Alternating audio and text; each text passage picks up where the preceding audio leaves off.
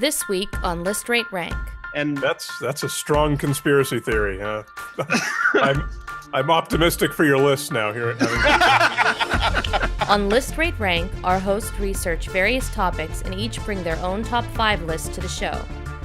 Together they debate, discuss, and deliberate, and with the help of an expert, one definitive and indisputable top 5 list is created. That was for real, believe it or not. This is List Rate Rank. welcome to List Rate Rank. I'm David Fedor. And I am Joe Wittrick. And Joe, today we're talking about conspiracy theories. Are we, Dave? Are we? The truth is out there. Or is it? Dun, dun. We don't know. That's why we're here. That's right. We're talking about all the bizarre, crazy, whack job conspiracy. I'll go right on saying that I don't believe any of these. I believe some of them. I can understand how people could get caught up in this. Because Oh, yeah, it's a rabbit hole, man. It's more exciting and more fun to believe in the fantastical, I think. Did you say testicle? In the fantastical. Fantastical? The fantastic testicle. Testicles are not real, people, and I'm here to tell you why. You heard it here first on List Rate Rank. They're flat. They're flat. Well, like normally, in doing research, like again, you said rabbit hole.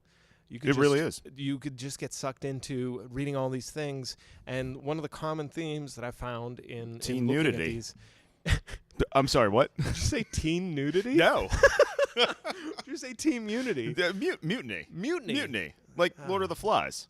No, one of the common themes I found in all of these are people believe one thing as absolute certainty, but will reject all the other facts that contradict that thing just because that's not reliable. Exactly. It's like they reject your reality and substitute their own, to quote Mythbusters. Mythbusters, I believe. Yeah. So a lot of these are fantastical, a lot of these are crazy, and a lot of them are fun. Today we're going to talk about our top 5. Before our podcast started today, Joe and I made lists of U.S. states. Joe made more mistakes on his list. No, I made more states on my list. No, there were mistakes. They're just more states. Half of them were in I had states that 54 you list. states, Dave. You had 50. Yeah, and that's why I am going to go first. So my number 5. Go ahead. My number 5 conspiracy theory is the faked moon landing.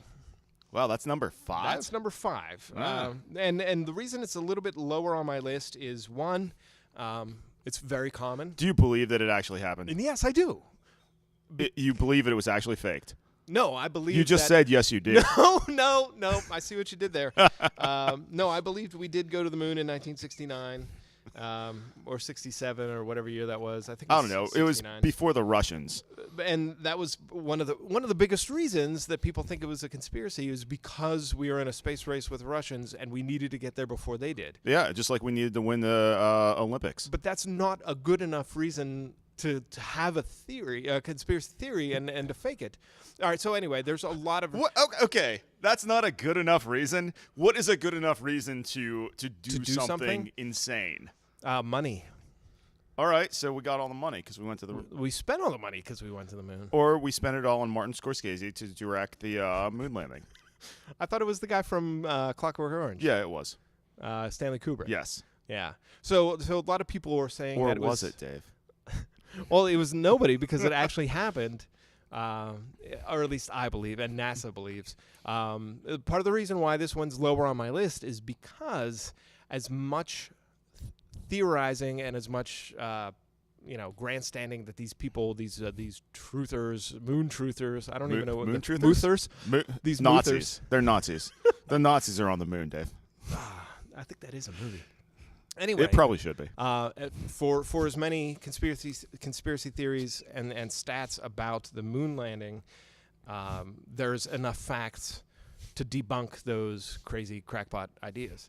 So there's been Mythbusters shows. There have been detailed YouTube things. Like a lot of people talk about the shadows and stuff, and it's all explainable. So there's no reason to not Anything you want to believe is explainable. So that's my number 5, the fake moon landing.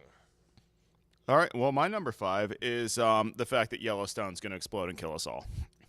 I think it's a conspiracy theory. I think if Yellowstone was going to explode, it had done it by now. If we were going to be killed by a national park, it would have happened. Yellowstone is bullshit. All that pent-up aggression is escaping in geysers every 5 minutes. Fuck you, Yellowstone. And that's all I had to say about All right, that. hold on. So this is one that I have not heard, that Yellowstone was going to explode. Oh, yeah. A lot of people think that Yellowstone, and this, I think, is where that, I think it was 2012 movie started with the Mayan calendar and John yeah, Cusack. exactly. They were like, "Oh, Yellowstone's gonna explode," and I'm like, "Yellowstone's not gonna explode because it's not building up pressure. It's releasing its pressure in the form of geysers and small seismic activities on a daily basis." You know what's a good movie? San Andreas with The Rock. With The Rock, that was actually filmed in Beaver County, partly. What? Yeah, it No was. kidding. The Rock was out by my dad's house No kidding. in the mushroom mines in Koppel, I believe. Interesting. Yeah, if you guys have never been to Koppel, don't. I enjoy a lot of those end of the world movies. They're just fantastical and crazy. Yeah. But also like really cool visuals a lot of times. Oh yeah, the visuals are great. Like San watching John Andreas. Cusack watch a guy get blown away on a mountain, and like in 2000, I think that was 2012 is what that Yeah, movie was. 2012. Well, like one of the biggest tropes in those movies is like a car speeding away from an explosion and a wall of fire coming. Yeah, I'm voting on the Wall of Fire on this. But what 2012 did is they did that, but with a plane, and it was really and the badass. tectonic plate shifted in that movie, Yeah. so that the plane had to go further or closer than or like up. or yeah, something. somewhere. I don't Yeah, know. It was I don't know. It was great. pretty- yeah. And it's not going to happen, and it's not Yellowstone, and that's not. Yeah, number Yellowstone, number 5 conspiracy on my list. 5. All right, my number 4, and this is going to be where if I show up dead tomorrow, and when I say Well, no, tomorrow, you're right. Yeah, you'll know I'm right. The Illuminati. Okay, go ahead. That there's a secret society of enlightened people that control world affairs by being, behind the scenes, masterminding all these plots women. and all these things. Yeah. So yeah, Beyonce and Oprah Beyonce and Oprah. Yeah. I think control the world. and Roseanne.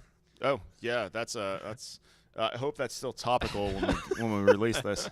So yeah, it began. The Illuminati began as kind of like a self-admitted hoax, and it was written about in all these That's literary the thing. magazines. You always admit that what you're doing is a hoax, so that people don't believe that you're doing what and now you're doing. they actually believe that there's this influential group of people working towards a new world order, and like the Bushes were in it, and Oh yeah, all this great other job, stuff. guys. Great job.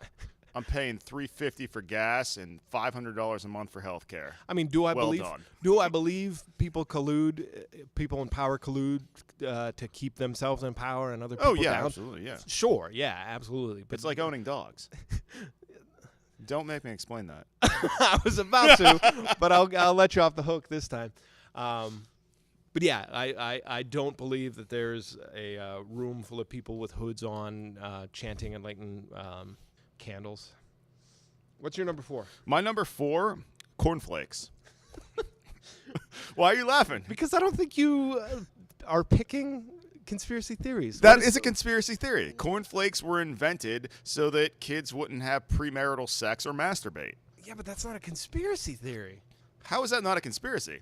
Someone conspired to make kids not want to masturbate and have premarital sex. And they Sure. made fucking cornflakes, the lamest cereal ever.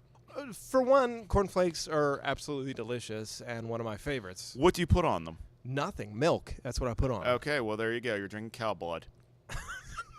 Oh, that's not where milk comes from. Okay, either. you know what? My number 3 is fucking milk. You know what? This is all about cornflakes. This is about Robert Jefferson Cornflake, who invented the cornflake. Actually, I can't remember his name off the top of my head. So, is there a group of people, these conspiracy theorists are, The Catholic Church.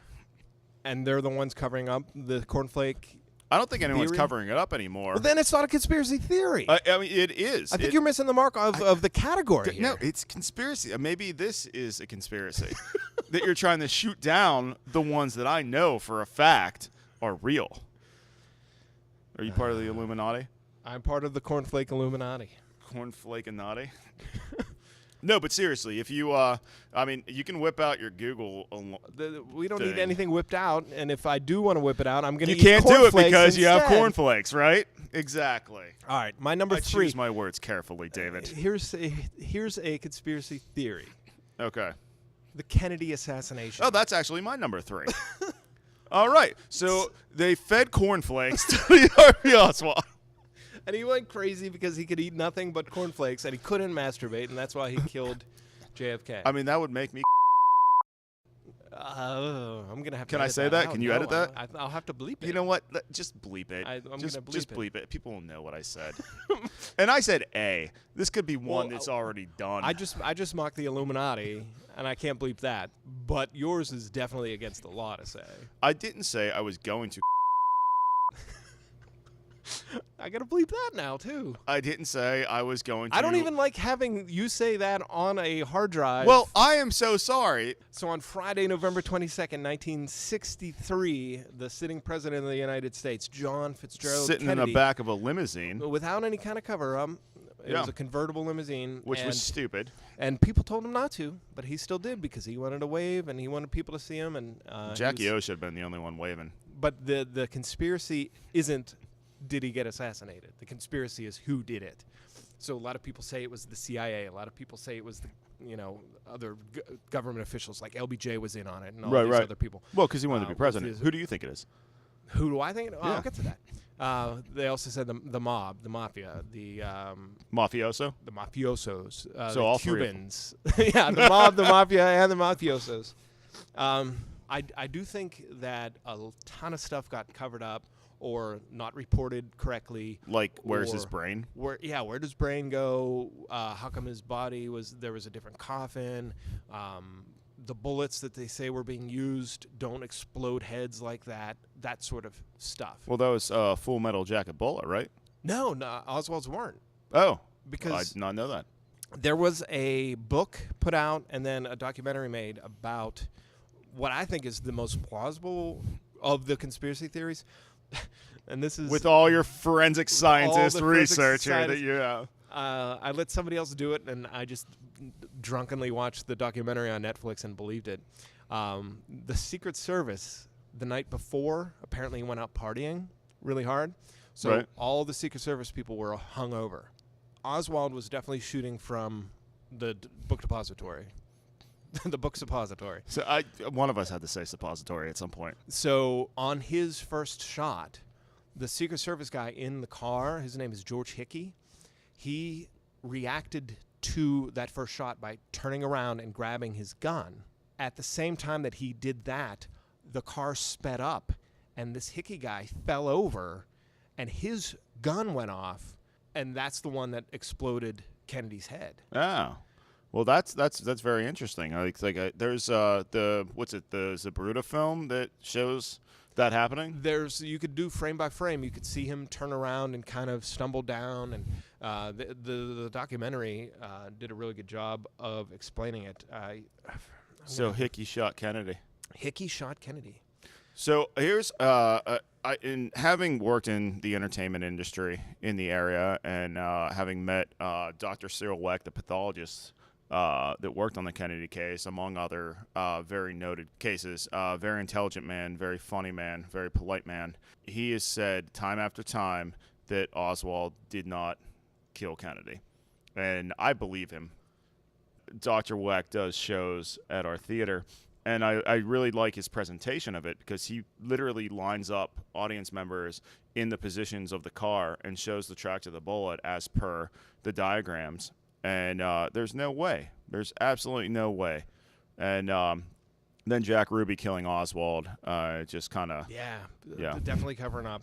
The book that explains the theory that I think the George Hickey, that book is called Mortal Error, the shot that killed JFK. And that's good. That's something I'm going to make a note about because Dr. Cyril Wecht will be back here at the Oaks Theater in 2018. So we'll ask him about the book Mortal Error. But so now that we've both gone on number 3, it's your turn for your number 2. Oh, yeah. Okay, so my number 2 is the Flat Earth. Really? Yeah. Flat Earth. So That was an honorable mention on my list. That made I don't know that made your why. honorable mention, but cornflakes made number 4. Dude, that's fucking bullshit. I don't care if you think the Earth is flat. Don't tell me I can't masturbate and have sex.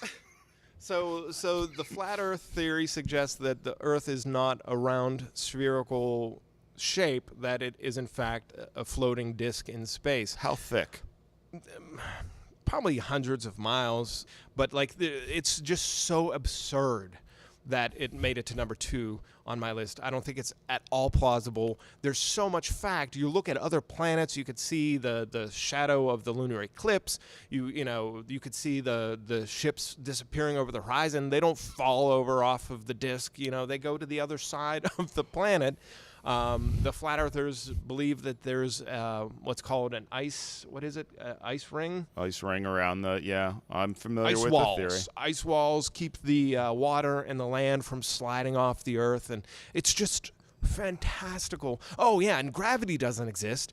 What really exists and why stuff stays down is because as the earth travels through space, it's actually traveling up through space. So the logic of that is so stupid. So it's kind of like an elevator. We're always constantly going up, so that's why. Up to where? I don't know. But that is. Where's the sun? The sun revolves around the Earth. Oh, well, that makes total sense then. Yeah. Now I'm on board. And also, set a drink of water at the end of the Earth. See if a cat pushes it off. So, yeah, the flat Earth theory is my number 2. What's yours? That's my number 2 is the moon landing. Because, again, like we had touched on earlier, there was so much political tension based on who got to the moon first. And so that's why I feel like every possible resource that could have been put into faking a lunar landing before the Russians happened. I really feel like that is a thing. But, yeah, I personally do not think the moon landing happened, and I'm going to say that on record because I think it was all a political ruse to beat the Russians. Wow. Which we did. But what about the things that, that makes sense? Dave, I'm not paying attention to those.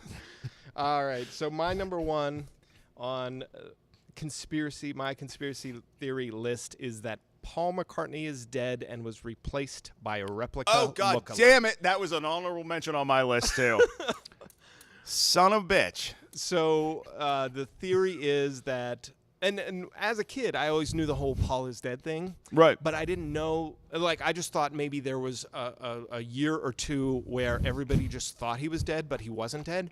I didn't know that the theory extended to, and they got somebody to come in and pretend to be him for the rest of his life. Yep. So that to me is funny. It's funny that Paul McCartney is dead.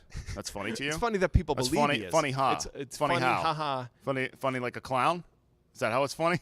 So there's supposedly a winner of a Paul McCartney lookalike contest named William Campbell or Billy Shears or whatever, and he was so convincing as Paul that they were able to seamlessly put him in the lineup. A lot of people cite things about the way he played guitar or things about how he wrote music or how he sung that was different. They point out facial differences and things like that.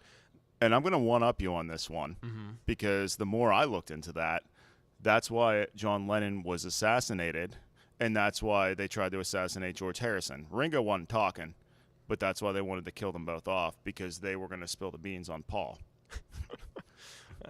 I mean, I don't. No, I'm not. I'm not even kidding you. Like that's. No, I believe that. You believe that happened? I believe that people think that. But like all the clues that are supposedly you play this backwards and it says Paul is dead or Number 9. Yeah. Walking barefoot across Abbey Road. John is the preacher or whatever dressed in white leading with Ringo as the Undertaker, Paul as the corpse, and George Harrison as the grave digger, or Paul Bearer, whatnot. So all of that, it's very fascinating, and if you watch it, it sucks you in. It makes sense. And it's fun. And either it's fantastic art or it really happened. Yeah. Tell me about your number 1. All right, my number 1 is Hitler's alive, man. Or at least he was until the mid-'70s. I believe, after watching several things on Netflix, that Hitler escaped to Argentina. I don't believe that someone with the resources, mindset, and incredible power hunger that he had would kill himself in a bunker with Eva Braun. Now, I believe he did kill Eva Braun, but I do believe that he made his way at least out of the bunker. Whether he actually got to Argentina or not, I don't know. I mean, no one does really. Well, one of the things about Hitler was that he had so many body doubles to begin with, so that's completely plausible. Oh, there's people that even say some of the speeches that are recorded weren't him actually saying, the words. So I don't believe. I actually believe he was out of Germany before even the end of the war. A lot of people say he left, right before the Russians invaded. Berlin? Berlin? Stalingrad. I'm not sure. Berlin. I don't wherever the hell his Fuhrer bunker was. I believe he was out long before that.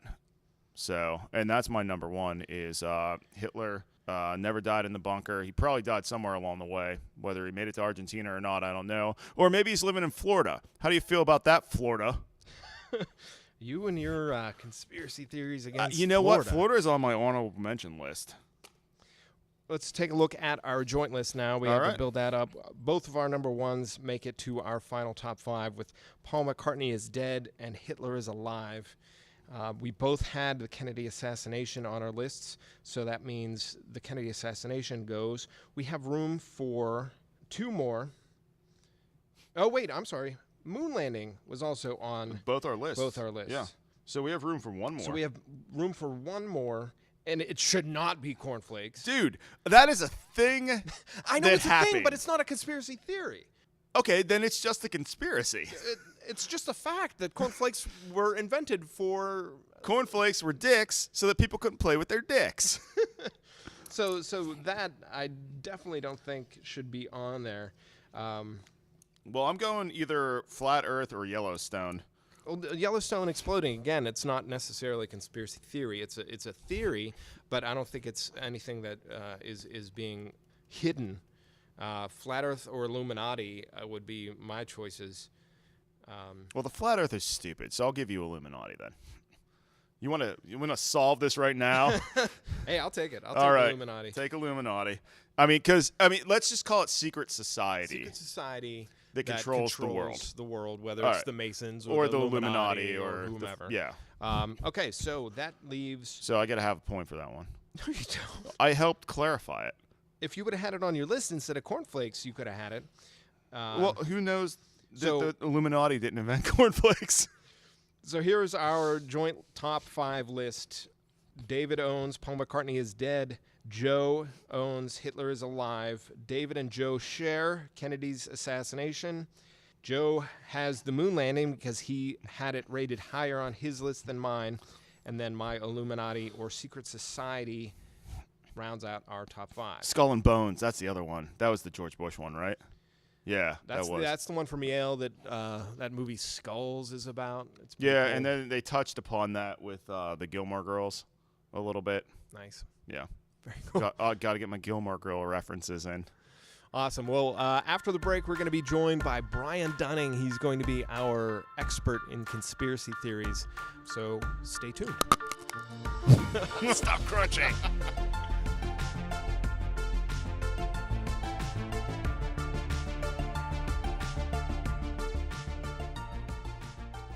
Hello, my name is Brian, and I help run Disc Golf Examiner. Now, you may be asking yourself, what's disc golf? Golf!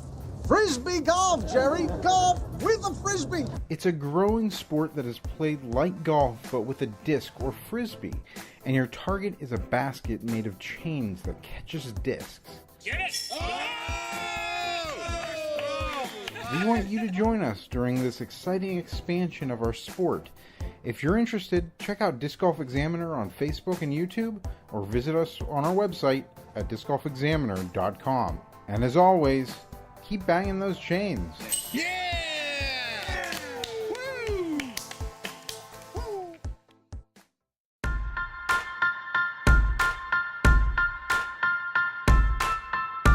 All right, welcome back to the show. Science writer Brian Dunning is the host and producer of the Skeptoid podcast with a weekly audience of 150,000 listeners. He's also the writer and presenter of documentary films Here Be Dragons and Principles of Curiosity, and the author of 7 books. His newest book is Conspiracies Declassified and is our conspiracy expert. Brian, welcome to List Rate Rank. Hey, thank you. Thank you very much. Great to be here. It's good to have you because you are going to be the voice of reason. You are going to be pointing us in the right direction. We hope so. Voice of reason. Well, yeah, voice of reason while we talk about conspiracy theories where reason isn't necessarily a prerequisite. I'll be a voice. Let's just leave it there. So what got you into this field? Like so many other people in science writing, various iterations of science writing, I got into it by being fascinated with weird stuff when I was a kid. I was reading all the books on Bigfoot and UFO and ghosts and became obsessed with this stuff and had all these ideas in my head, all of these unexplainable mysteries that I thought that all of these paranormal things, they had to be real. That's what got me interested into learning to do research and learning to investigate. And when you do that enough, over enough years, you become a pretty good investigator and a pretty good researcher. And from there, it was kind of a short hop to science writing. And I've gotten the rare privilege of being able to go back and sort of debunk all of the beliefs that I used to have when I was younger. And that's really given me an appreciation for why the rewards of true facts and true history and true knowledge are so much better than the kind of these superficial paranormal stories that are so popular. So you bought into these theories when you were a kid then? Well, I was 10 years old, so give me some slack. But Wow, yeah, he's really like cut the quick on that one. Jeez. Somebody's a little defensive, I think. What are some of the ones that tantalized your 10-year-old mind? Well, when I was 10, conspiracy theories weren't really part of my world yet. So, at that point, it was number one, Bigfoot, because there was trees where I lived, and I was terrified to go out at night. And so that haunted my life. And there was one particular ghost story that I read about where writing appeared on the walls of the world's most haunted house, so it was called in Europe. While people were watching, writing would just appear. And it wasn't until roughly 40 years later, 35, 40 years later, that I actually sat down and did the research and found out what was happening there. And it was pretty much just an error in transcription. We had psychics who were there investigating these ghost stories at the house, using basically a Ouija board where you're moving your fingers around and there's a pencil in the thing you're moving around. And of course, the psychics are watching what they're doing so they can spell out whatever they want to spell out. And it turned out that the only pieces of paper in the house large enough to cover this table were a roll of wallpaper. And so just by virtue of this story having been reported that writing appeared on the wallpaper while everyone was watching, that kind of got misinterpreted as writing appearing on the walls. And that was just one of these great aha moments. And it kind of really cemented, this is what I'm going to be doing. This is the kind of thing that I want to focus on. I want to come to actually solve these mysteries and not just accept the popular version that gets told and retold, because I think that's more interesting than the original version of the story. So now, do you consider yourself a skeptic, a conspiracy theory debunker, or tell me about your books and your writing? So I don't consider myself a debunker, although, the fact is that's a lot of what I do. Because what I'm always going for is not simply taking away the ghost, taking away the cherished belief, taking away the sacred cow. Instead, I'm interested in replacing that with something that's better, which is an inherently positive process rather than straight debunking, which is an inherently negative thing. Because to me, there's something that's interesting behind all of these stories. And even in the weirdest conspiracy theory stories, you've asked me to present my top 5, which I'm going to. Nice. What's interesting about them is not something silly like, we all know the conspiracy theory that world leaders are actually reptilian beings wearing electronic disguises. That's just stupid, and there's really nothing interesting to talk about there. And that's literally a Doctor Who episode, I think. It has been. And there is actually a segment of the population that honestly believes that, which is bizarre. But there's just nothing interesting to say. But among some of the more That's all the popular middle states, right? That's the middle states. Between the two coasts, there's this whole thing we don't know about. We don't know what happens in there. That's where all the Bigfoots hang out. That's why nobody knows them. I think that's where they've all gone. So yeah, I like to find what's actually interesting. And when we look at the true history behind the evolution of some of these conspiracy theories and the sociology that drives them, there is some really, really cool stuff. And often there is some really cool science tidbits that here's how we know what we know. And this is something that's easily provable and testable that a lot of people didn't know about. That's really cool. Yeah. So there are rewards. Your new book, Conspiracies Declassified, you go through a ton of these. How many? There's 50. 50 theories that you talk about in this book. And can you tell us a little bit about that and the process of writing? Yeah, so Simon & Schuster called me and they said, hey, we're doing this series of 50 books, 50 of this, 50 of that, 50 of this, and we want one on conspiracy theories. So can you come up with 50 conspiracy theories? And I go to the podcast database and I do a database dump from the conspiracy theory category, and it's like 200 already. Okay, so, there's an embarrassment of riches here. Was cornflakes on that list of 200? No, that's in a very disappointing way. Cornflakes is not there. So. I'm going to add that to my queue. Let me just write that down. So I got to take 50 of these stories. Now 50 is kind of a lot. And so the book would be really, really long if we did an exhaustive treatment on each of these. So I did my best to cover the points of what's fun and cool and rewarding about each of these conspiracy theories. And they pretty much all follow that pattern. You know, the initial story might sound compelling to some people. Some of them are very political, that appeal to the 9/11 truthers and the things like this. But behind each of these stories, there is something that's really fun to learn that's real. Awesome. And that's why the book actually is valuable. It's not just here's 50 stupid ideas, now let's laugh at the people who believe them. Right. You know, while that can be fun, it's not as fun. That's the internet, right? Yeah, that's what Facebook is for. And kind of this podcast. So let's make fun of these people right now. No, I'm just kidding. I still believe the cornflakes one, Dave. I know it's true. It's like a theory. All right. Anyway, we already had that fight. What I want to do now is I want to go through our top 5 list, have you rate and rank ours in order so that we can get our point values totaled. Okay. And I want to get to yours because I have a feeling that you're going to have a lot better ones than what we came up with. All right. So here is our joint top 5 list in no particular order. First, we have Paul McCartney is dead. Okay. Next. Hitler is still. Oh, Hitler was alive post World War II. Mm-hmm. Number 3, Kennedy assassination. Okay. Surprise, surprise. That's on the list. Here's another surprise. Number 4. The moon landing. Okay. Invented by Stanley Kubrick. I'm not trying to taint this discussion at all. The Kubrick conjecture. Yes, go ahead. And the last one on our joint top 5, the Illuminati and or a secret society that controls all of the main things that go on in the world. Lizard people. like lizard people. The Masons. Skulls. You got to narrow it down more than that. Are we talking about the Rosicrucians or the Knights Templar? Or holy cow! Are we just the Rosicrucians came up in this conversation. I love it. See? I knew he was an expert. I knew he was the expert. So that's our top 5 in no particular order. Based on your experience, tell us what number 5 would be.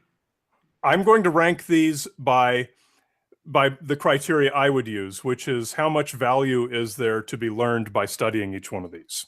See, there we go. That's the first one that I'm going to cross off is JFK. JFK was going to be number 5. Now, while JFK is among the most popular, and it's among those that people are most passionate about, and by passionate, I don't mean that to be taken lightly. There's people who will make death threats based on their particular JFK. And hopefully none of them listen to this podcast. So I mean, the thing with the JFK one is I've looked, and there's just nothing interesting to say about it. It's people just coming up with stuff that tickles their pet political, ideological theory, whatever it is. And there's just no true history. There's no true science, nothing that's very interesting about that. The one guy acted alone. That's what all of the evidence shows. And there is no evidence supporting any other theory. I mean, we could go into that ad nauseum, and I'm prepared to, but I know we've got other things to talk about. We do have more important things. The one I will Also been down that road. I was going to say, we talked about a few of them. I just want to ask, because of my personal favorite one of these theories, not necessarily if it's true or not, because anything presented with enough authority makes it sound like it's true. The George Hickey Secret Service slipped and fell and accidentally shot. Yeah. What do you know about that one? So, I mean, it took me years to do a JFK episode of my podcast. And the reason for that was because there are so many theories. The magnum opus on this is Vince Bugliosi's book, History Reclaimed. What's it called? I might be misremembering the title, but it's 1,600 pages. And he goes through all of these in great detail and thoroughly debunks everyone. It's the Bible of JFK. It's amazing. And I knew that I couldn't do a 12-minute podcast and adequately address any number of these. So my choice was to address none of them and instead talk about kind of the context of this, why we believe and that sort of thing. So I don't see anything that's any better about that one, except it's one of these ones that periodically some crackpot who promotes this very aggressively gets himself a publicist and puts out a press release, and some TV program promotes it. Yeah, it was on Netflix. Oh, dude, we got to try that. Awesome. Well, we have that with Amelia Earhart, too. Yeah. All the Amelia Earhart shows are the exact same thing. Some crackpot with a stupid theory that's completely wrong gets a TV show made about it or gets a segment on 60 Minutes, what have you. That can apply to any JFK proposal that you would ask me about. Well, that was a very good way of skirting around picking any kind of... Yes. I don't have one that I think is most probable, if that's what you're getting at. All right. Well, what's number 4 on that list that we gave you? Okay, number 4, I'm going to go with... That's really cool. I'm going to go with the Illuminati on number 4, kind of for the reason I was joking about, which is that that's awfully vague. Now, most of these, there's a secret group of fill in the blank that secretly control the world. Most of these are anti-Semitic. It's either the Zionists or whatever it is. I never thought of it from that perspective. That's really interesting. It's incredible. Anti-Semitism comes up pretty much every day in my day-to-day work. As far as just that there is some secret cabal that runs the world, you know, I mentioned we talked about the Rosicrucians and the Knights Templar and the Zionists and the Freemasons. You can go through the Bilderbergers. You got all of these. You can talk about what each one of these groups, whether they even actually exist, what they actually do, and it's clear that there's no connection. But as far as there being any actual tangible lessons to talk about that are fun, no, not so much. I mean, besides rich people just staying rich and the poor people staying poor, that's... Yeah. Yeah. It's team building exercises among your peers is basically what what most of these little groups are about. Yeah. And that's pretty much the extent of it. It doesn't make them a secret society. Doesn't mean that they're actually secretly controlling the world and sending orders to the presidents of all the countries and everything. But they're definitely banging, right? They are, absolutely. That we know. All right, what's your number 3? Number 3, let's see. Now, all of these are actually in the book, Conspiracies Declassified, June 5th, Simon & Schuster. Told you we should have read that. It's not out yet. All right. So, and Paul McCartney is actually one that I had not done a show on Paul McCartney, the Paul McCartney death hoax, the claim that he died in a car accident and was secretly replaced. I had not done a show on that, and the publisher came to me and said, hey, a lot of the people here at the office, they really want a chapter on Paul McCartney. So I said, oh, okay. You mean I actually have to research one of these on my own? So I did that one, and it was actually pretty cool. I'm going to put that as my number 3. Okay. Because I think there's even cooler stuff to talk about the others. But the Paul McCartney one had some richness to it when we got to tracking the genesis of how this belief appeared. where it appeared, tracking it through time, when it became popular in London, when it became popular in New York and Los Angeles. There was actually a really neat story behind all of that and how this grew. And there's a great little documentary film that I think you can get on Netflix called Good Old Frida. Frida spelled Freda. And Frida was their assistant. She ran the fan club for the Beatles pretty much the whole time that the Beatles were together. And this is a documentary about her life and her career as a young girl who worked for the Beatles. And she also edited the Beatles fanzine, which it was either just called The Beatles or something. I'm spacing. I can't remember the title of the fanzine. But she addressed this rumor in several of the issues of this. So in my research, I had to get a hold of all of the copies of this fanzine. Mostly electronic, mostly PDFs that people had pirated and put online. Yeah. I'm sure if I had an actual set of the printed ones, it would be invaluable. But that was also a really neat source for tracking the genesis and the history of this. Because they played into it. They played into it at some point where it became kind of like an in-joke. You know, I think that is more of a latter-day invention. I don't think at the time that they did so much. Now, I do remember at least one specific time that it's been too long. I'm sorry, it's not on the tip of my tongue. I can't recite it.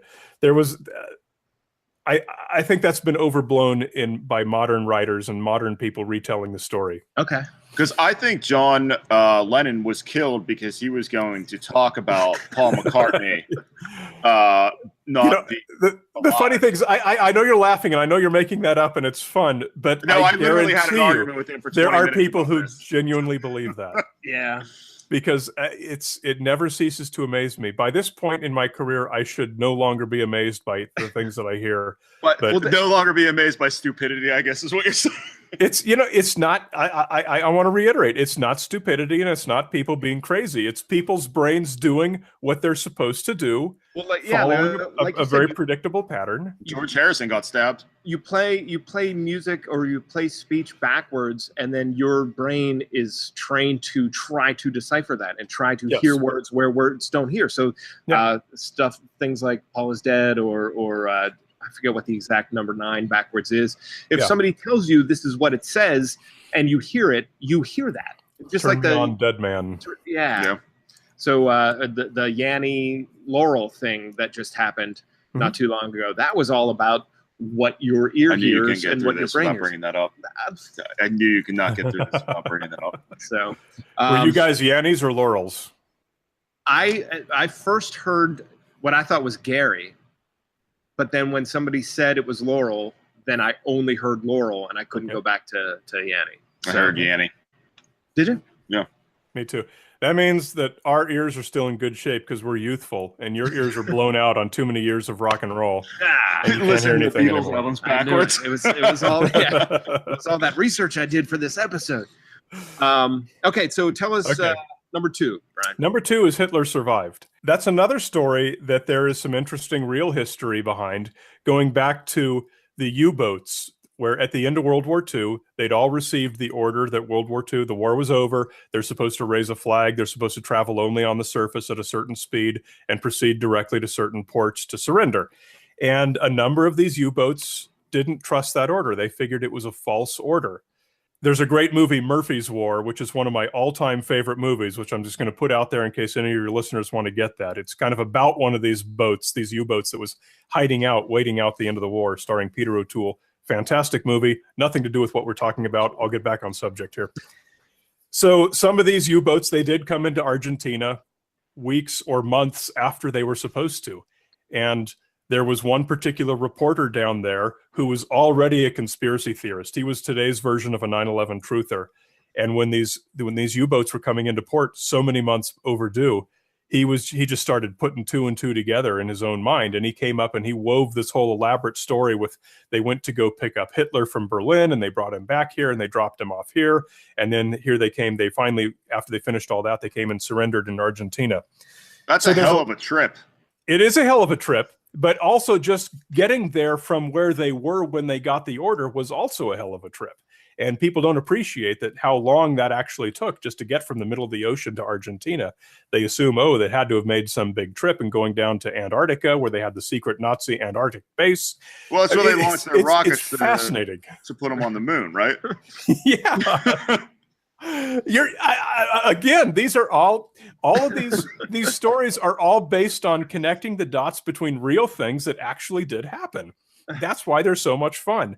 So there's a lot that's fun in the Hitler survived conspiracy theory. But wait, can you please say that once again so we can quote you on that? There's a lot of fun in Hitler surviving. Hitler was a fun guy. I mean, springtime for Hitler and Germany. We're there now. Yeah, we made it back around. That's going to be like a bad guy now. That's going to be the pull quote that we put at the beginning of the episode. Hitler was a fun guy. Yeah. But it's fun when you trace back these theories to the source and find that a noted conspiracy theorist is the one who basically started it. It declassifies or it invalidates. It validates the whole thing to begin with. Because if you're not working with entirely evidence, then you're working with just conjecture. Right. There's your top 5. There's 1 through 5 ranked the way I would rank them. So do I get to find out how you guys each did here? Is there a winner and a loser? Well, it looks like Joe's going to win because he had number 1. He had the moon landing rated higher on his list than I did. Mm-hmm. He had Hitler's Alive as his number 1. My number 1 was the Paul McCartney is Dead because of how fun it was. I was intrigued by it. Of the ones that I could believe the most.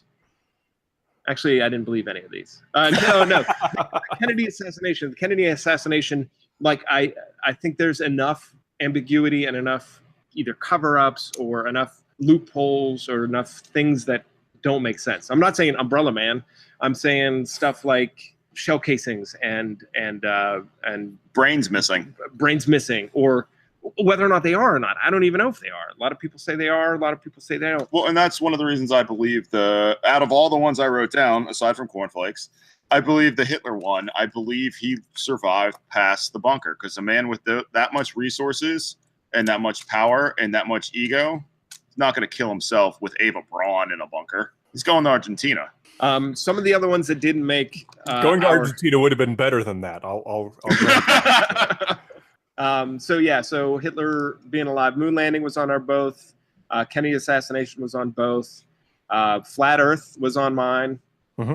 And we didn't even touch about the honorable Yellowstone exploding. I don't know if that's a conspiracy, but I don't think it's going to ever happen.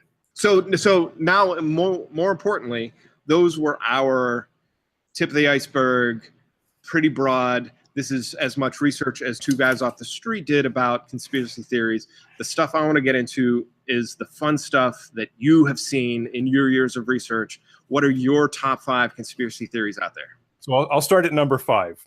And I went to my list of conspiracy theories, and these are the ones that kind of personally tickled my fancy, where I learned new things about what's real in the world that shed a lot of new light on these conspiracy theories and highlighted why we can tell that they're not true kind of at a glance.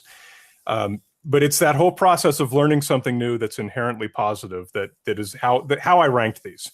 And the one that I want to start with, number 5, is my least interesting of my 5 most interesting conspiracy theories is that marijuana and hemp was killed by William Randolph Hearst because he wanted to pursue cotton or wood-based pulp for his vast timber holdings, and it was all about money.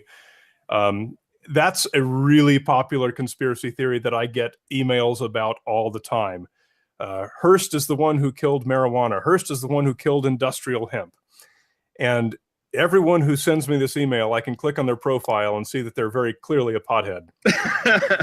So Hearst, the theory is that Hearst just... Because he was a timber theory guy. is that He was a newspaper man, and he needed to buy enormous amounts of paper. And so he wanted to block competition from hemp, which makes superior quality paper, to protect his vast investments in timber for wood pulp-based paper. That's the conspiracy theory. And here's what's interesting about it. What's interesting about it is twofold. Fold number one is that that's completely ridiculous and backwards and wrong, because it's trivial to find out that William Randolph Hearst never had any connection with any vast timber holdings. He was not an investor in any timber. He had 3 large ranches throughout his life, none of which were ever logged during his career. He did at one time buy a paper mill on the East Coast, hoping that it would produce better quality paper, but it turned out not to be very effective for newsprint. It was better for coarser papers. So he ended up selling that to Kimberly-Clark. So it's pretty trivial to disprove the whole basis of the conspiracy theory. But it's also illogical, because he was a buyer of paper, not a seller of paper. He would have benefited from competing products in the marketplace. If hemp did make good paper, he would have been behind that. He would have been investing in that equally and hoping that either one of them would shake out better and give him better paper at a cheaper price. So the whole thing is completely backwards logically. But the reason that I put this on my list of top conspiracy theories is the real reason that hemp was made illegal in the US. Hemp, speaking of industrial hemp, not recreational marijuana, is simply not a very good product for most industrial products. It's not a very good material for most industrial uses. Now, I kind of made a humorous reference to people who are potheads who are always promoting this, but it's basically true.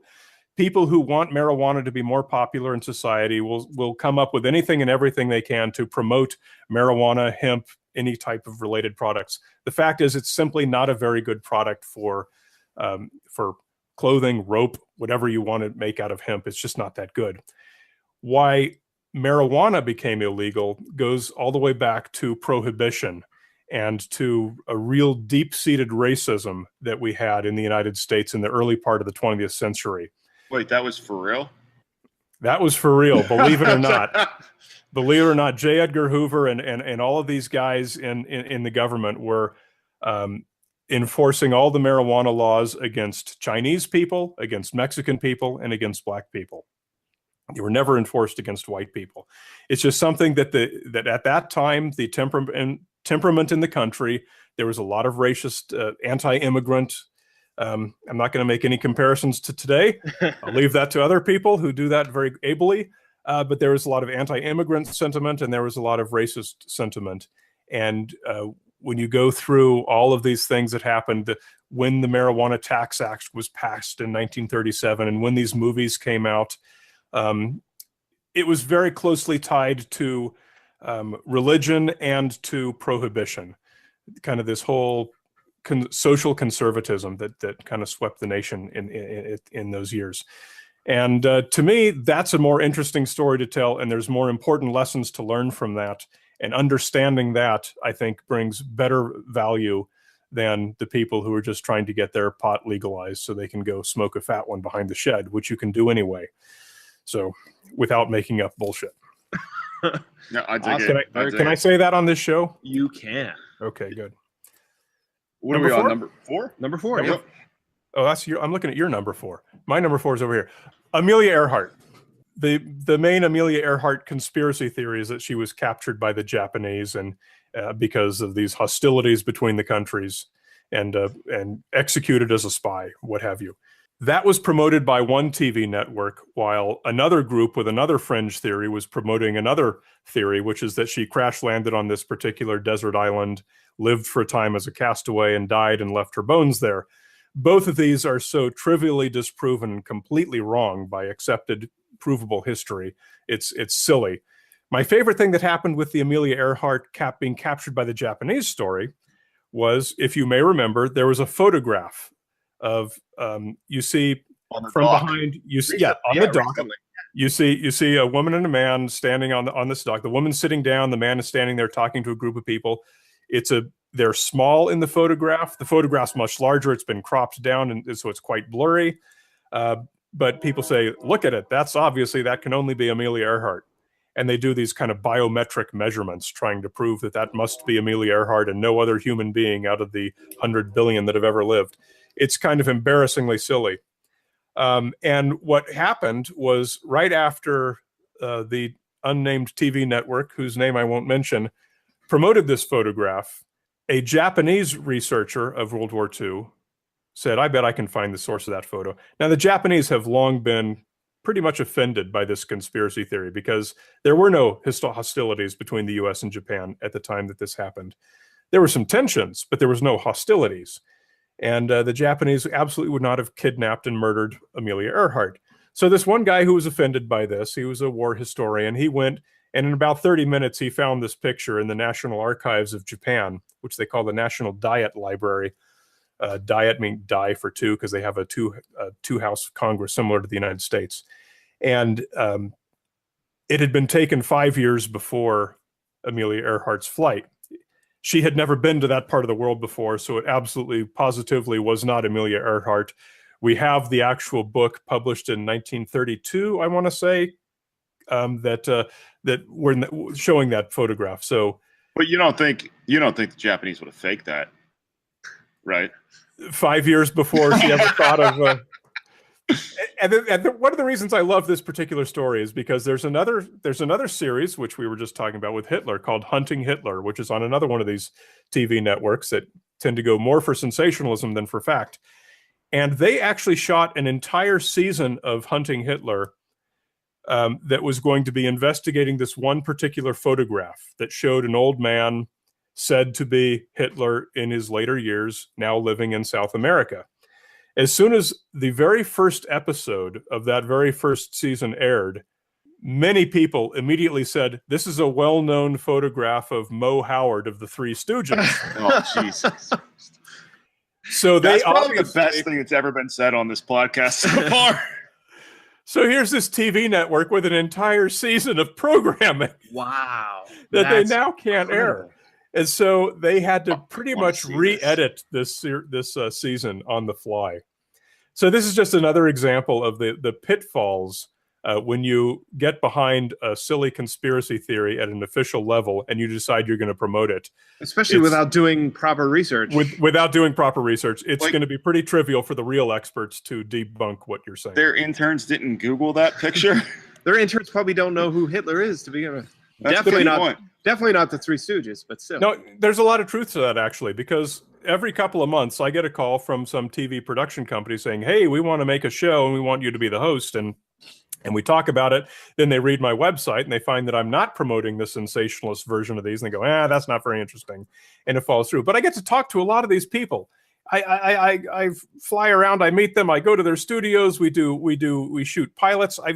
And it is absolutely true. The researchers that they have, they do very, very superficial work because they're only trying to put together something that's superficial and it's sensational. And you can make that up. You don't need to do research. They don't know. They don't care.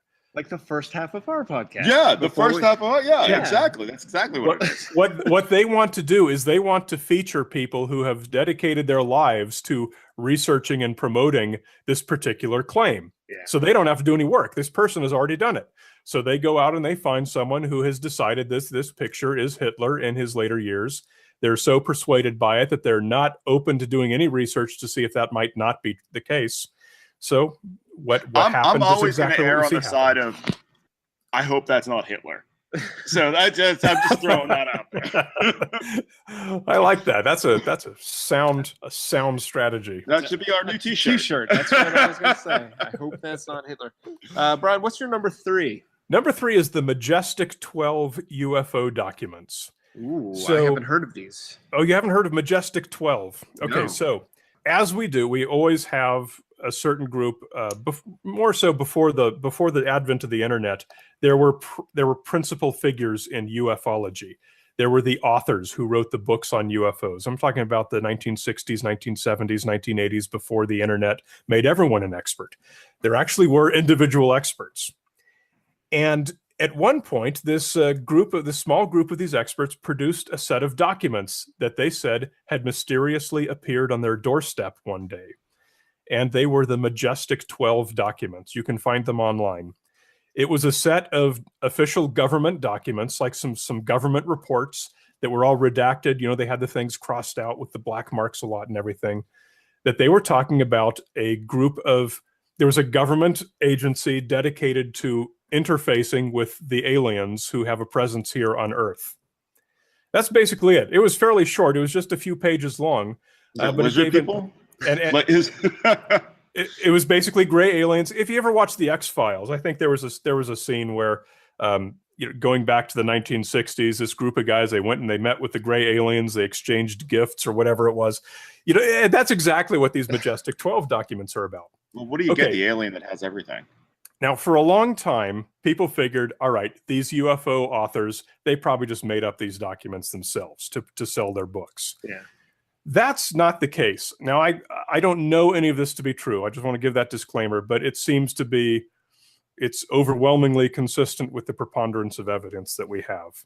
During the Cold War, the U.S. was developing things like the SR-71 spy plane, the U-2 spy plane, even going through the 1970s, 1980s with the F-117 stealth bomber, stealth fighter / stealth bomber. And all through these years, UFO groups had people stationed on mountaintops with long lenses and binoculars and cameras trying to film evidence of the flying saucers that they were convinced the U.S. Air Force had and that they were testing. The Air Force, meanwhile, looked at this. They said, okay, we've got this real plane that we're actually trying to test, and here's these guys up on the hill. The Russians know this also. Remember, this was the Cold War. The Russians know that we're trying to develop a stealth fighter. They determined, rightfully so, that it was reasonable that the Soviet spies might try to infiltrate these UFO groups to see what footage they may have captured with their long lenses and hopefully get some useful intelligence on the F-117. So the U.S. Air Force initiated a disinformation campaign. They had people who would go out and liaison with these UFO groups, and in some cases, they would offer them disinformation. They would say, hey, we'll tell you about the UFOs that we've got in the hangar here if you'll give me the names of your people who are going out and standing on these mountaintops. No they were looking to chase down Soviet spies. This is real. This is all actual history. It's such a cool case that and you're right. Yeah, I know, right? There's a book called Mirage Men that goes into this in great detail. If anyone's interested in following up and learning more on that. They also made a documentary film that's kind of a condensed version of that. It's also titled Mirage Men. It's fascinating stuff. So what seems to be the case, I am persuaded that this is the case. We don't have any way to know for sure, but I'm persuaded that this is the case. The Majestic 12 documents were written by the Air Force Office of Special Investigation and given to these UFO authors as payment for information about the movements of their groups. Wow. That's exactly the case you're talking about, where the true actual facts are sometimes even more fascinating. Even wilder and a deeper rabbit hole than you ever would have thought. But and how do you get the job to write those? Like, I want to write those things. Yeah. Oh, I'm going to love this one. Yeah. Oh, man. Yeah. So again, I want to repeat my disclaimer that I do not know that to be true, but I and many of my associates, people that I work with, and we all share kind of the same, all the same sources and knowledge sources. That's pretty much the consensus among the skeptical science-based researchers of this period in history. It is really cool. That is cool. Awesome. So that's my number 3. No, what number was that? That was number 3. All right. So then that brings us to number 2. Number 2, I'm going to go with the flat Earth. Oh, jeez, oh man. Because that was here's my what's number cool about the flat Earth. We had the old flat earthers, and we all remember when we were kids hearing about the Flat Earth Society, and we thought, oh, that's a joke. What are these people? Is it just an intellectual exercise and trying to support an unsupportable argument? Whatever the deal is, that's cool. But then suddenly, 20 years later, actually. I liked it too, but I never once encountered anyone who actually thought that way. I'll tell you what I did encounter though. I encountered the actual old flat earthers, and then there's the new flat earthers, which you see, which is the YouTube flat Earth phenomenon. We've got minor celebrities occasionally coming out, NBA players occasionally coming out in support of the flat Earth, and it's very closely tied with conspiracy mongering. These people, you'll almost always find that they're also 9/11 truthers or have some other kind of creepy, freaky, conspiratorial belief system. It's all about anti-government, anti-establishment, having superior knowledge than what the establishment wants us to think. Now, here's where it gets cool. When we go back and compare this to the old flat earthers, the prior to 1990 flat earthers, that goes all the way back to, well, it goes back into the 19th century, but it really began to be a thing 1950s, 1960s, about the time that the space program was starting. And it came from biblical literalism. It came from a group of people who were dedicated to proving the literal truth of the Bible by proving that the Earth was flat. So all of a sudden we had the Mercury program, Mercury sending astronauts up, and then the Gemini program, and they're sending back photographs of the Earth as a ball, and you can see the curvature of the Earth. So the Flat Earth Society, which actually consisted of a very few people, you could count them on your fingers, who had these newsletters that they would mail out, typewritten newsletters. They would send out to lists of dozens of people. It was never really any bigger than that. All full of these Bible quotes and everything, trying to disprove and trying to attack the Gemini program, the Mercury program, and then the Apollo program. Do you think it was the Russians that did that? I do not think it was the Russians that did that. I'm just throwing that out there. No, we can name these people. We can got their whole histories, everything. It's quite fascinating. But what happened is they basically just died out. They eventually died out by the 1980s, and flat Earth disappeared. And now we go to Google Trends, and Google Trends is a great tool where Google has logged all of the search terms that people have used over time. And we go and we search for flat Earth. And we can see, when did people start Google searching that term? And we go back and we find that it started in 2014, 2015. It had an enormous spike, the beginning of 2015. And it literally started with one guy on YouTube. He was a 9/11 conspiracy theorist, a JFK conspiracy, all the conspiracy theories this guy believed. And he decided that the flat Earth was his new conspiracy theory. He made a YouTube video. He's made quite a few since then. And he made a self-published little book that you could download at the beginning of 2015. And it was a genuine case zero. And from that, it spawned all of modern flat Earthism that we see today.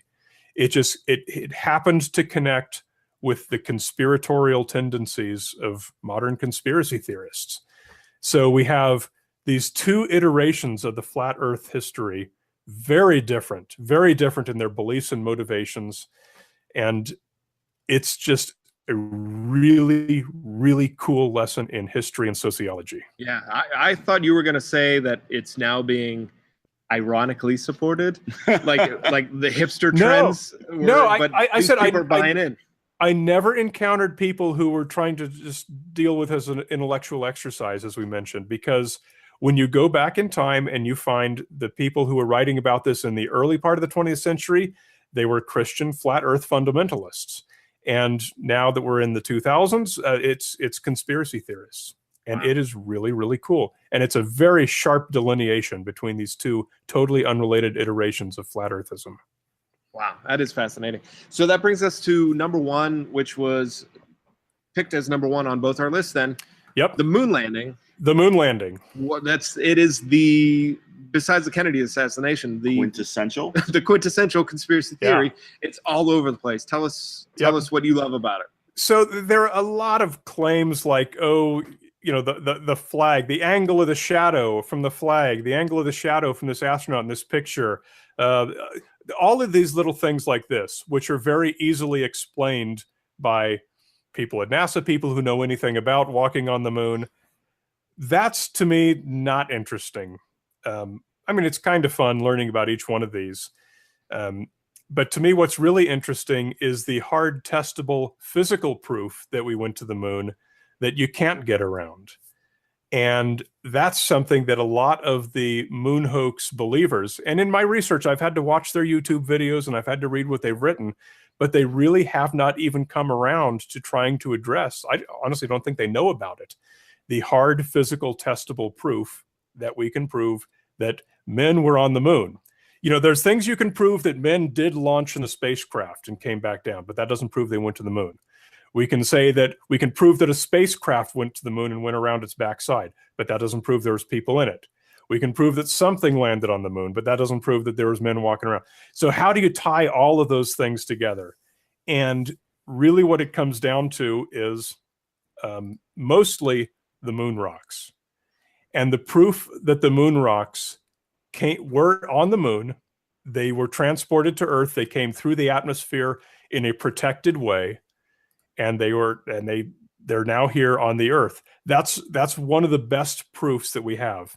And if we have time, I'll just run through 4 little points about the moon rocks that please. I love to point out. This is where it gets really neat to learn, for everyone to have a general science literacy so you can appreciate this kind of thing. This is the kind of thing that really makes you appreciate the value of that. So here's 4 things about the Apollo moon rocks that can't be faked. They are 4.46 billion years old. That's older than anything on the Earth. There's no rocks on the Earth that are that old. We can date them using the rubidium-strontium radiometric dating system. And I'll leave that to people who want to dig deeper, dive deeper, go to Wikipedia, learn about rubidium-strontium dating. But that proves that some of the rocks brought back from the moon, and this is just of the few that the astronauts happened to pick up. I mean, there's who knows how many rocks on the moon they could have. There's probably some that are even older than that. Older than any rocks on Earth. And that's something that there's no way for us to fake that. Older than Keith Richards. Even older than Keith Richards. Okay, that's thing number 1 about the moon rocks that cannot be disproven. Number 2 is that the Apollo moon rocks, they have these little tiny craters on them, these microscopic craters called zap pits. They're just 1 millimeter across. And these are impacts from micrometeors that hit these moon rocks traveling at speeds up to 80,000 kilometers per hour. Wow. Now you would say, okay, but we could fake that on Earth. We just put some sand into a gun and shoot it at the rocks and we can make those. But no, we do not have anything that can accelerate a small particle up to that speed. And you can take one of the moon rocks and you can try and shoot it with something and it will not make a zap pit because you're not hitting it hard enough. So we do not have a way to fake an impact on a moon rock at a speed of up to 80,000 kph. We just simply don't have the technology to accelerate anything that high. Not even our best rail guns can get even a 10. So that's point number 2 about the moon rocks. Now, point number 3 has to do with damage to these moon rocks from cosmic rays. Now, on Earth, we have our atmosphere, and it blocks out cosmic rays, blocks out almost all the cosmic rays. So cosmic rays are particles traveling at incredibly high speeds, at incredibly high energy levels, way, way, way in excess of what we can generate with our most powerful particle accelerators. So we do not have any way to fake damage to rocks from cosmic rays. And this damage comes in 2 forms. Damage to crystalline structures, and this is something that you can just look at straight up with a microscope, and you can see damage to crystalline structures that geologists will tell you we do not have a way to do that here on Earth. We simply do not have the technology. And the other is something called cosmogenic nuclides. And that's something that when one of these things hits the nucleus of an atom, it creates a new isotope that we also do not have sufficient energy level to create on Earth. Wow. So we know that these things were outside of the Earth's atmosphere. They had to have come from outside the Earth. So you might think, well, maybe they were just meteors floating around in space and we picked them up and decided to call them moon rocks. We can prove that they are not meteors because they do not have what's called a fusion crust. When a meteor comes through the Earth's atmosphere, it burns up. We see the fire. That's why it looks like a shooting star. And it kind of melts the outer surface of it, and it's called a fusion crust. None of the moon rocks have fusion crusts. That's because they were brought back to Earth in some protected way aboard a spaceship. And there's no other way that we know of to get rocks from space onto the Earth. Well, that is all super, like, I mean, indisputable. Indisputable proof. Exactly. Each of those points is indisputable. And We know that the party on Earth who had the biggest interest in disproving the moon landing was the Soviet Union. This was the space race. That's the whole reason the Apollo program existed, was to outdo the Soviets. The Soviets wanted to see us fail. We gave the moon rocks to the Soviets. They have studied them exhaustively and have never even raised the specter of a question that they might be faked. The Soviets, in fact, have their own moon rocks, which a lot of people don't know. The Soviets landed a little lander on the moon, which drove around and scooped some up, shot it back to Earth, and it parachuted. And it's just dust, and it's a fraction of the volume that the Americans were able to collect. But the Soviets were able to compare their actual moon dust to the American moon rocks and say, yep, that's the same stuff. Wow. Those are legit. So, yeah, I don't think any YouTubers have the same resources as the Soviet Union did to try and disprove the moon rocks. The stuff that I was watching, yeah, the stuff that I was watching when doing research about the moon landing hoax and everything like that, one of them even said that the proof that we didn't go to the moon was that we didn't have stuff from the moon, which clearly is incorrect. Yeah, like we do have rocks. We have it. We've studied it and things like that. I mean, no one went to a Panera Bread and brought home a bagel or anything, but there's rocks. So how can you rationalize with somebody who says we don't have things from the moon when it's false?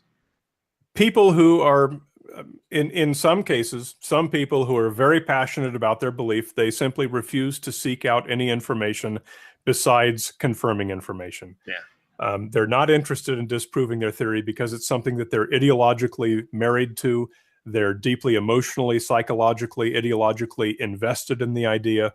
They're simply not open to even looking for any information that might challenge that. So that information is all out there. It's easy to find.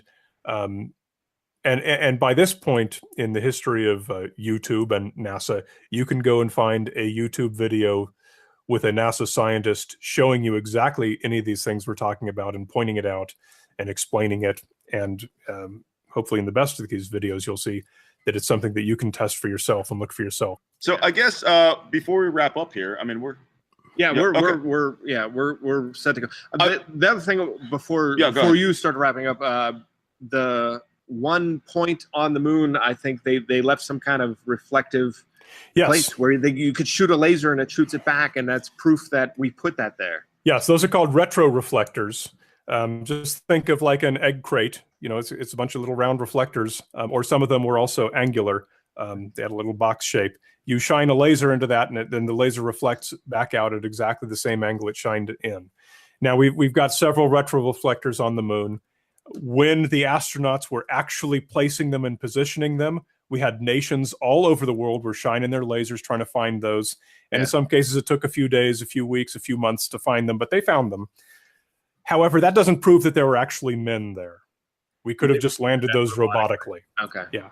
And I know we're short on time, but we could go into other things that we know required the presence of a physical person there standing on the moon. And I'll just say the words Surveyor 3. If you're interested in proof that we know a human being had to be present on the moon, look up Surveyor 3 and how we disassembled parts of it and brought them back to us. Awesome. And we need an astronaut to go up there and write their name in the moon dust, or like pee somewhere. That's exactly what I mean. Could anyone pee on the moon? Because if you didn't pee on it, it's not ours. Another time we'll talk about the optical imaging of the moon sites and why couldn't we see those before with the Hubble Space Telescope and all those things, unless there's some government conspiracy to cover up that we didn't really go there. So there's answers to all of that again are more interesting than the conspiracy theory. Well, thank you very much. And the one last thing I wanted to ask you is, what is the one conspiracy theory that you believe? Now, when I wrote the book, Conspiracies Declassified, June 5th, 2018, Simon & Schuster, available at bookstores everywhere, they said, gee, are there any conspiracy theories that were proven true? And I said, well, that is the most requested question that I've always gotten on this subject. What are the conspiracy theories that were proven true? So there is a whole section in that book on that. I'm going to give you one of them, which is the one that I like, which is numbers stations. Number stations are these shortwave radio stations. They're less popular now because we have better technology now, but they do still exist.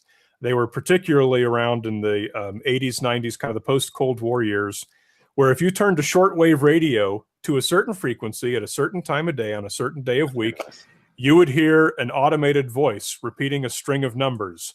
4, 3, 2, 1, 1. 4, 3, 2, 1, 1.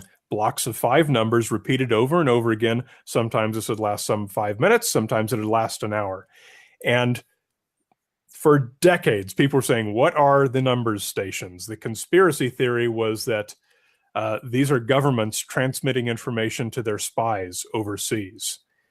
That's interesting because if you look at most codes, they are written in blocks of 5 numbers, and that's exactly what these voices were reading. So we might suppose that somewhere there is a spy listening in on this number station at the appointed time of day in the appointed channel, typing these numbers into his laptop computer and having them decrypted for him. And that's exactly what's happened in a number of cases. The FBI has raided offices, seized laptop computers. It even happened just a few days after 9/11. Inside the Pentagon, one of the top State Department officials was arrested for espionage. We didn't hear about it because there was other things in the news in those days. Wow. She had been listening to a numbers station out of Cuba and decrypting it on a laptop and No kidding. went to federal prison. So the numbers stations conspiracy theory turned out to be the true one. It was indeed governments transmitting information to spies. Wow. That's awesome. That is Way very awesome. cool. Yeah. I would love to read more about that in your book, which comes out when? Oh, you have a book coming out?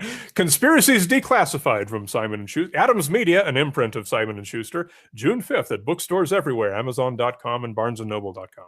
We'll definitely be checking that out and make sure all of our listeners also know that it is out there. Brian, thank you so much for being our expert here today. Thank you, guys. This is a lot of fun. I do this every day. I do this as a hobby. This is fun. Yeah. And for the record, Joe won this round. He got 10 points. I got 6 points. The guy who comes with cornflakes on his list wins this episode. We'll not hear the end of it. You could have brought cornflakes too. You decided not to. You pay the price. All right. So there you go. There's our conspiracy theory episode. Somehow I won, even without cornflakes on the list. You know, I have to give a lot of credit to Brian for choosing them in the correct order. All right, well, that's our episode of List, Rate, Rank. We'll be back next week with an all-new episode. Be sure to subscribe. And, of course, please rate and subscribe to us on your podcast devices. It helps us out a lot. And if you see us on the streets of Pittsburgh, please don't approach us. We're uncomfortable with that. Or if you do, give us money. Yes. All right, bye. Please rate and subscribe to List Rate Rank on iTunes, Google Play, or wherever you download your podcasts. Follow at List Rate Rank on Twitter and Instagram, and like List Rate Rank on Facebook to join in on the fun. This has been List Rate Rank. And many more. Well, here's the $1 million question. You mentioned when you were a kid, Bigfoot fascinated you. Have you ever seen or do you believe in Bigfoot? I believe in one particular Bigfoot, and that's a dead tree that we've got at our front yard that has to be cut down. And I'm going to leave it. I'm going to have him cut it down about 10 feet up. Then I'm going to get a chainsaw artist to carve it into a Bigfoot. Awesome. And that's going to be that's what greets you when you come driving up my driveway.